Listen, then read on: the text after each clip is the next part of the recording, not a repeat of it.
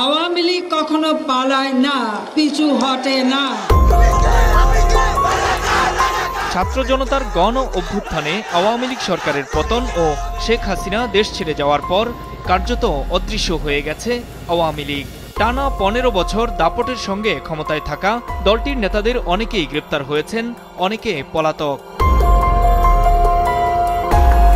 এরই মধ্যে বছর ঘুরে এসেছে যুক্তরাষ্ট্রের নিউ ইয়র্কে জাতিসংঘের সাধারণ পরিষদের অধিবেশন, যেখানে সরকার প্রধান হিসেবে গত ১৫ বছর ধরে এই সময়ে যোগ দেন শেখ হাসিনা। তবে এবারের দৃশ্য পুরোই ভিন্ন। হত্যাকাণ্ড সহ নানা অভিযোগে অন্তত ১৫০ মামলার আসামি শেখ হাসিনাকে থাকতে হচ্ছে ভারতে। তারা আমাদেরকে আবার নোটিশ দেয়, আবার বলে আমরা নাকি পালানোর পথ পাবো না।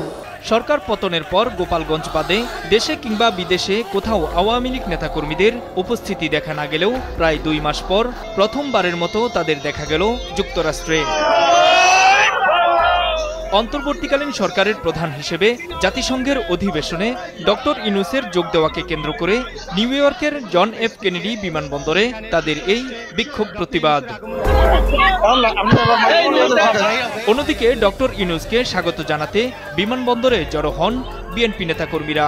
এই দুই পক্ষের অবস্থানের কারণে বাড়তি পুলিশ সদস্যদের উপস্থিতি দেখা যায় সেখানে। আওয়ামী লীগ নেতাকর্মীদের দাবি, শেখ হাসিনার বৈধ সরকারকে দেশি বিদেশি ষড়যন্ত্রের মাধ্যমে উৎখাত করা হয়েছে। সংবিধান লঙ্ঘন করে একটি অনির্বাচিত দখলদার সরকার কায়েম হয়েছে। এই সরকার ক্ষমতায় আরোহণ করে দেশে হত্যাযজ্ঞ, ধ্বংসযজ্ঞ চলছে। জননেত্রী শেখ হাসিনাকে আবার ফিরিয়ে নিয়ে বাংলাদেশে আবার সেই সমৃদ্ধ বাংলাদেশকে এগিয়ে নিয়ে যাওয়ার জন্য আমরা জোর দাবি জানাচ্ছি। আওয়ামী লীগ যাতে আগামী নির্বাচনে অংশ নিতে পারে সেই পরিবেশ তৈরির দাবিও জানান কেউ কেউ। দ্রুত নির্বাচনের মাধ্যমে এবং বাংলাদেশে মুক্তিযুদ্ধের পক্ষের শক্তি আওয়ামী লীগকে রাজনীতি করার একটি অবকাঠামো সৃষ্টি করার জন্য। অন্যদিকে বিএনপি নেতাকর্মীরা বলছেন, ডক্টর ইউনূস যতদিন জাতিসংঘের অধিবেশনে থাকবেন ততদিনই মাঠে থাকবেন তারা। ডক্টর ইউনূস সাহেব, উনি আমাদের গর্ব, উনি আসছেন, আমরা তাকে স্বাগত জানাচ্ছি। ডক্টর ইউনূস যুক্তরাষ্ট্রে থাকবে, আমরা তার সাথে আছি। আওয়ামী লীগ যেখানে আছে, আমরা আওয়ামী লীগকে প্রতিহত করবার জন্য আছি। অতন্ত্র প্রহরীর মতো এই আওয়ামী লীগ গুন্ডার হাত থেকে আমরা রক্ষা করব।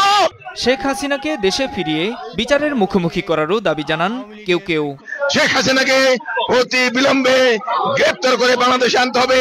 গত বছর জাতিসংঘের অধিবেশনে যোগ দিতে শেখ হাসিনার সফর সঙ্গীর বহর ছিল ১৪৬ জনের। তবে এবার ডক্টর ইউনূসের সফর সঙ্গী মাত্র ৫৭ জন। পররাষ্ট্র উপদেষ্টা জানিয়েছেন, একান্ত প্রয়োজনীয় ব্যক্তি বাদে কাউকেই তালিকাভুক্ত করা হয়নি। নূর মোহাম্মদ, মাছরাঙা নিউজ ডেস্ক।